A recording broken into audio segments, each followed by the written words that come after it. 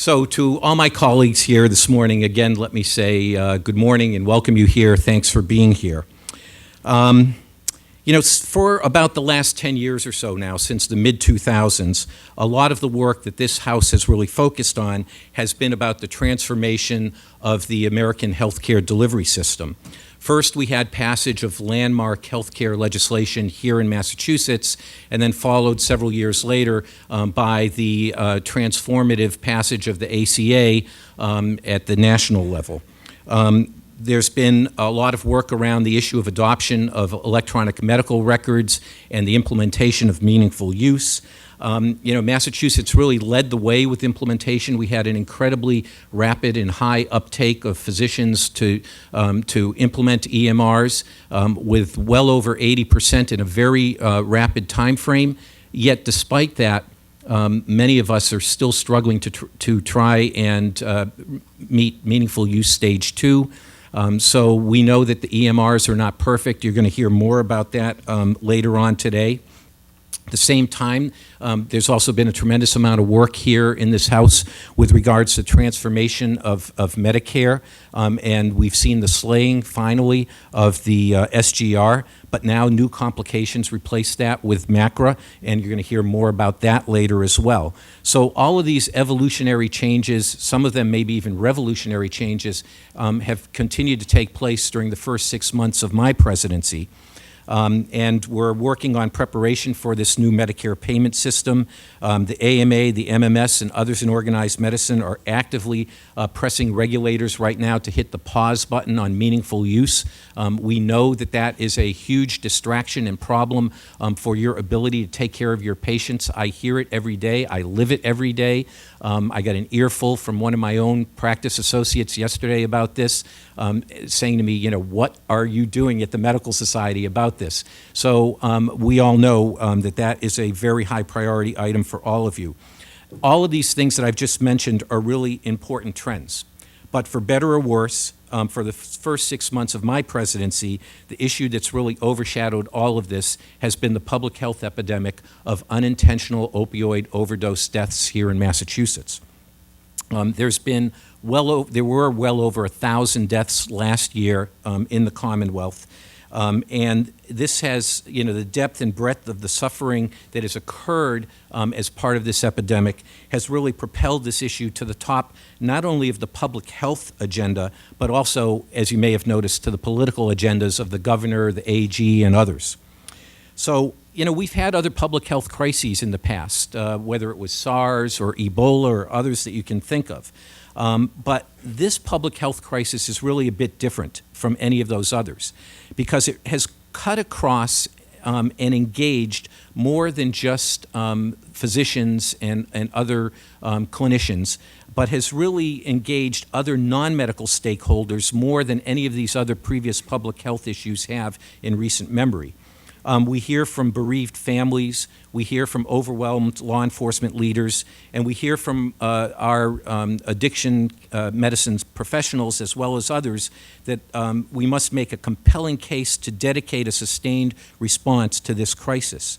For these reasons and others, the opioid crisis has really become the #1 issue for the Medical Society this past year. And it's been #1 by a long shot. Let me tell you, I have never seen such a level of dedication of time and resources, both on the part of the staff of the Medical Society as well as our membership on this particular issue. It has really, I think, been unprecedented, at least in any recent memory. But we know that this opioid epidemic is going to be difficult to address because of the chronic relapsing nature of the disease that we're talking about. It's not like SARS or Ebola where there may be a particular bullet that you can aim at the problem and solve it and be done with it. It is something that is ongoing and continues to require continuous application of resources. The flip side of this issue is that it's not just an addiction crisis. It's also an issue about treatment of acute and chronic pain. While we're trying to end this overdose epidemic, we can't forget about the role that we all play in the relief of the pain and suffering of all of our patients who may actually need opioid medications for treatment. So this drive to address this opioid crisis has really created a highly charged environment, and also at the same time a really earnest campaign by all the stakeholders I mentioned earlier to try and solve this problem. But in doing so, we have to be really careful about the risk of that in fighting the overdose epidemic, we may create a victimization or even a stigmatization of those who seek relief of their pain. And we can't let that happen. We need to be able to balance both of these issues at the same time. As physicians, we know that there's a downside to undertreating pain just as much as there can be a downside to overtreating it. And whatever you may think about the concept of pain as a fifth vital sign, it is definitely true that in the past, there were issues with inadequately addressing pain issues, and a lot of legitimate work had to be done by particularly those of our colleagues who practice palliative care and hospice care to address this issue. And in fact, in 2011, the IOM sent out a report declaring that treating pain properly is a moral imperative and that undertreated pain was a public health crisis in its own right. So that seemed to support, that report from the IOM seemed to support the already established pattern that was taking place by 2011, where we saw a wholesale transfer of some of the palliative care concepts of pain relief to the treatment of chronic non-malignant pain. And we know now that wholesale transfer of those concepts probably went too far. In our desire to control pain, physicians sometimes became unwittingly the opening of the door to addiction for some of our patients. So addressing both these issues is a difficult dilemma. How do we treat pain yet prevent addiction to the very same medications? So I'm going to go on. Actually, it's already gone on for me. So the next slide here really talks about what happened as what started as a medical debate kind of transformed into a bit of a political issue. Charlie Baker and Maura Healey, when they were out on the campaign trail, stated that they repeatedly heard or were confronted by issues around the disastrous effect that the opioid epidemic was having in communities all across the Commonwealth. They heard about the anguish of mothers and fathers grieving for lost sons and daughters, and this left a really indelible impression upon them that really provided sort of the human element to a story that previously had been statistics and charts. Let me read to you a quote from a meeting that took place after the governor's task force began to go out to community meetings across the state. And some of you may have heard me read this before because I've used it at some of the district meetings, but I just think it's really a heart-wrenching quote that was made in March of 2015 at the Greenfield Community College working group meeting that the governors held. So Tracy Lord of Turner Falls is quoted in the following: "My sister is on methadone. She abuses it.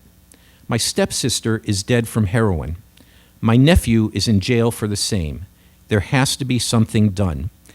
That's the kind of quote that was heard over and over again by politicians all across the state when they went out and met with their communities on this issue. Now, I know some of us will question, well, why were people abusing methadone and why did somebody choose to use heroin?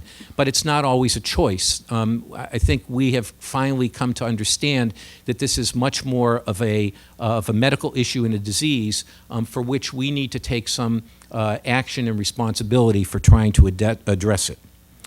So this medical problem became a new moral imperative, and there was a determined effort put in place to try and end this crisis. For the medical society, the inflection point occurred back last spring when we had a meeting with the governor. We were challenged by the governor as to what are you, the Massachusetts Medical Society, going to do about the role that physicians may be playing in the current opioid crisis that we're seeing. So we immediately embraced that challenge, just as others had created really different ways to approach this. For instance, you may have heard about law enforcement agencies such as the Chief of Police in Gloucester, who instead of arresting addicts said, if you show up at the police department and turn in your works, we won't arrest you. What we'll do is we'll get you into treatment.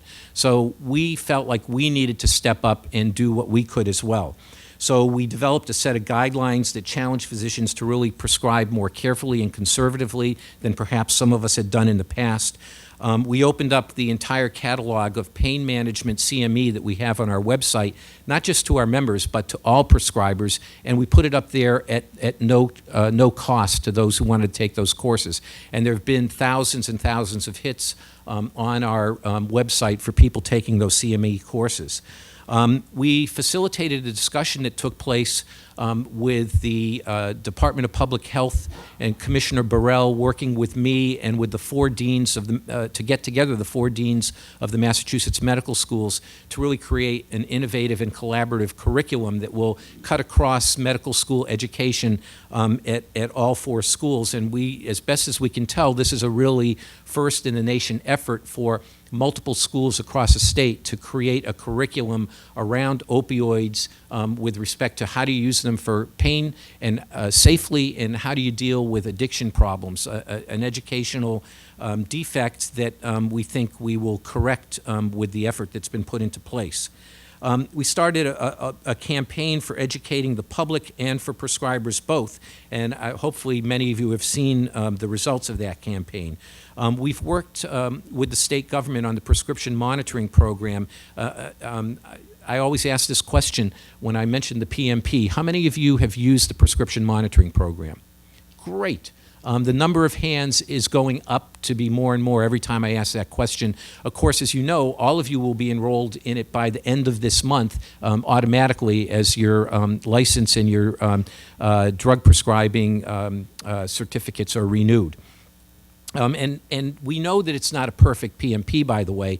I'll just digress for a moment and tell you one of the first meetings, actually the first meeting that we had with Dr. Monica Burrell, who is the Commissioner of the Department of Public Health, we said to her, you know, we have some issues with the prescription monitoring program. Well, for those of you who don't know Dr. Burrell, she's a practicing physician. She worked in the Boston Healthcare for the Homeless program for years.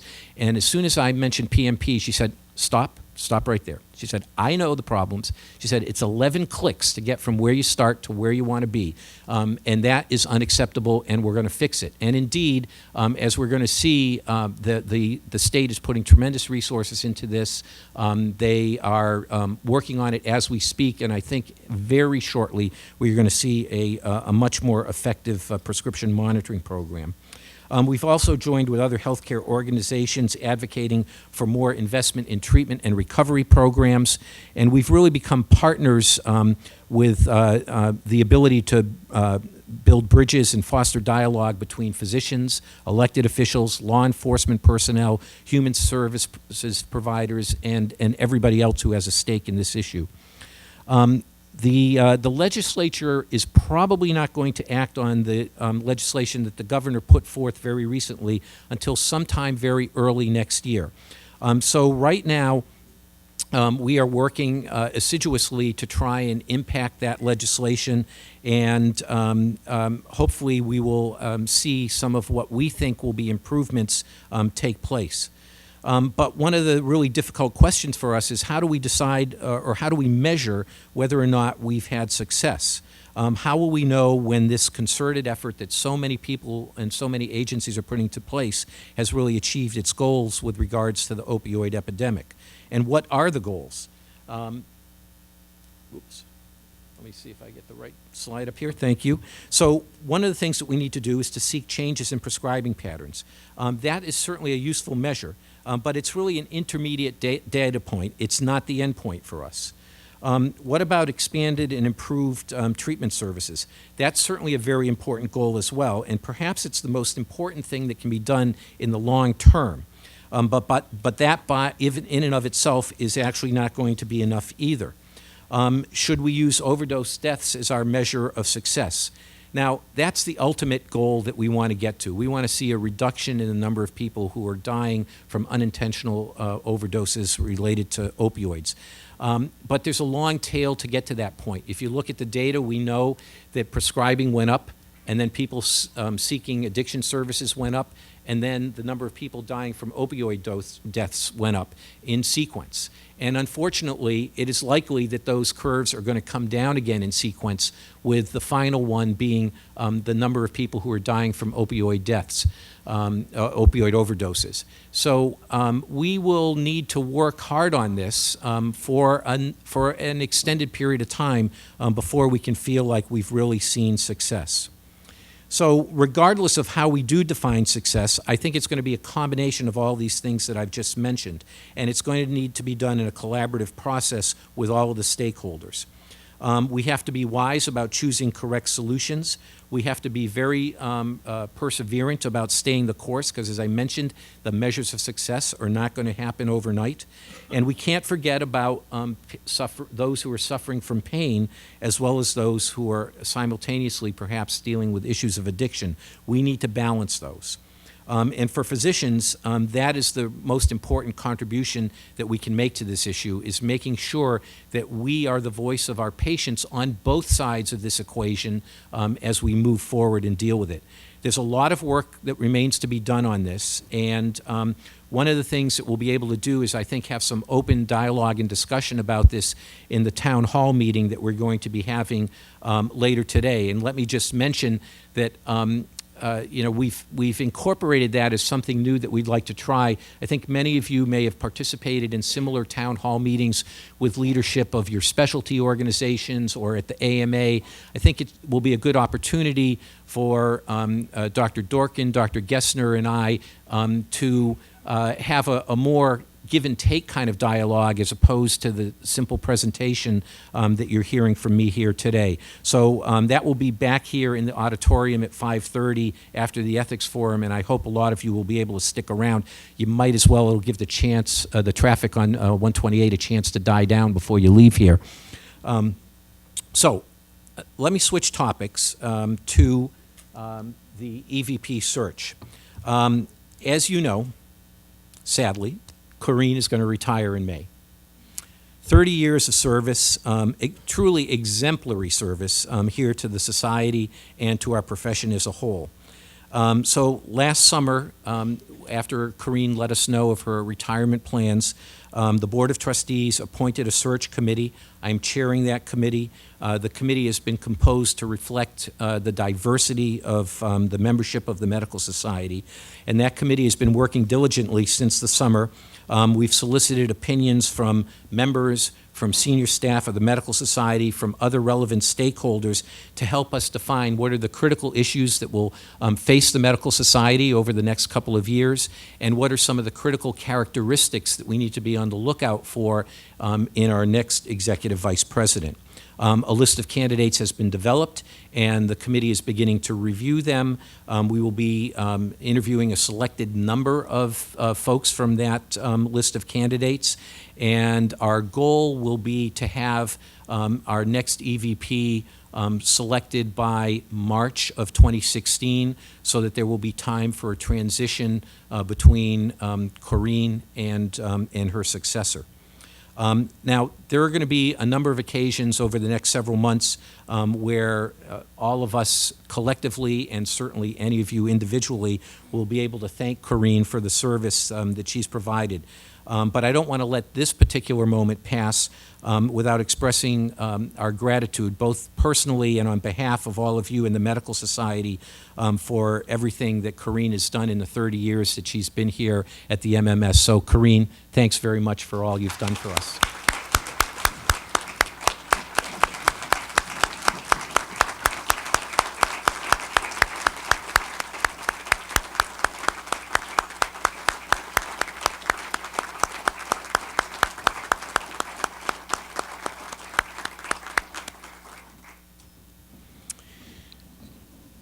Okay, let me wrap up with one final point. Many of you, I hope, know that we've had a public education campaign on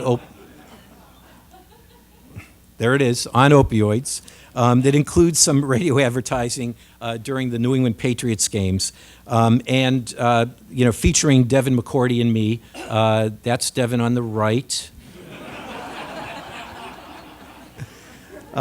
So anyway, those of you who happen to be driving on Sunday afternoons and are listening to the Patriots games, hopefully you've heard some of the announcements we've made. Now, the original set of announcements that you may have heard really emphasize safe storage and disposal of medications by our patients in their homes.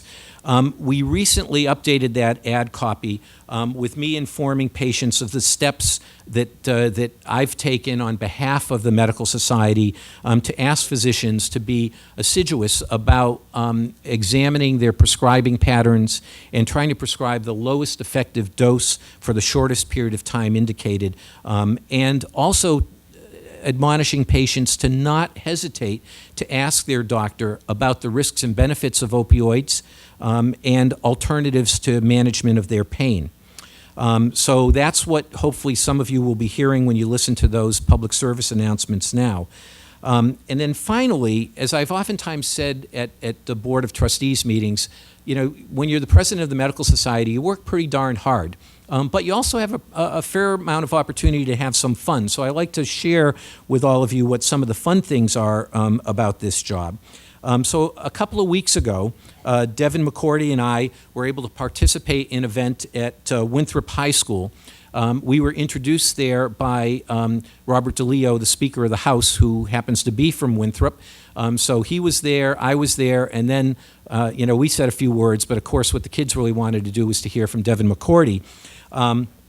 And we were able to talk, me as a professional, as a physician, and Devin as a little bit closer to a peer for those high school athletes, to talk with them about the risks of prescription medicines and opioids and what they might need to think about in terms of concern about any of their friends or peers that they saw potentially abusing opioids or other substances, where to turn for help, whether it be to their family doctor, to their parents, to their teachers, to their counselors, etc.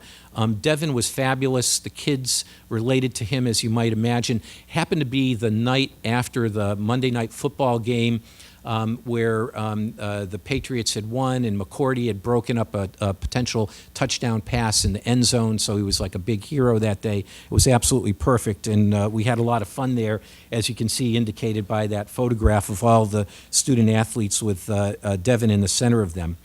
So as a part of the campaign, Devin McCourty has very generously donated a personally autographed football, and the MMS Alliance has agreed to sell raffle tickets in conjunction with its holiday boutique for a chance to be proud owners of this piece of memorabilia. You can purchase tickets outside the auditorium today at the Foundation's display table, $10 a piece, 3 for $20. And proceeds from the raffle ticket sales will benefit the MMS and the Alliance's charitable foundation. First prize in the raffle will be the football autographed by Devin McCourty. Second prize is a Patriots mug. Third prize is a Patriots 2016 wall calendar. Unfortunately, we don't have any season tickets as a prize, but so the raffle will be closing today at the end of the Ethics Forum, and we'll announce the winners at the Town Hall meeting at 5:30 today. You don't have to be in attendance, but we'd like it if you were. But if you're not in attendance, we will notify the winner by Monday. So, Mr. Speaker, that's enough from me. This is the end of my report. Thank you very much.